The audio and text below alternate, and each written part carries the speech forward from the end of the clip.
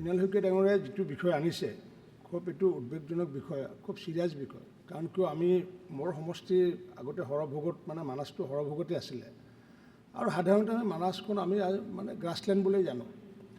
গতিকে গ্ৰাছলেণ্ডত যদি আজি কাজিৰঙাৰ কেৰেক্টাৰটো বেলেগ, মানাহৰ কেৰেক্টাৰটো বেলেগ, গতিকে ইয়াতে গ্ৰাছৰ মানে সেইটো বেছি আছিলে। কিন্তু এইটো যদি আমাৰ যদি কমি গৈ থাকে, এইটো আপুনিও উল্লেখ কৰিছে বা শইকীয়া ডাঙৰীয়াই উল্লেখ কৰিছে, যে কমি গৈ থাকিলে আগন্তুক দিনত ডাঙৰ ভয়ানক কথা এটা হ'বগৈ। কাৰণ কিয় তাত পানী নাথাকিব, পানী বা প্ৰাণীবিলাক এনিমেলছবিলাক হয়তো ভূটানৰ পিনে গুচি যাব বা হয়তো জনসাধাৰণৰ ওচৰত আহিব।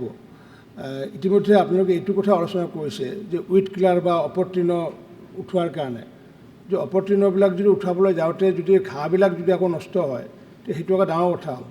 সেইকাৰণে মই ভাবোঁ এইটো লৈ পেলাই আপোনালোকে বিভাগে এটা যদি এক্সপাৰ্ট কমিটি এখন যদি উচ্চস্তৰীয় এক্সপাৰ্ট কমিটি, যে how to reduce this decreasing stage, কাৰণ আমি যদি এইটো যদি ডিক্ৰিজ যদি হৈ থাকে তেতিয়া আমাৰ কাৰণে খুব ডাঙৰ কথা। সেইকাৰণে মই ভাবোঁ এখন এক্সপাৰ্ট কমিটিৰ প্ৰয়োজন আছে।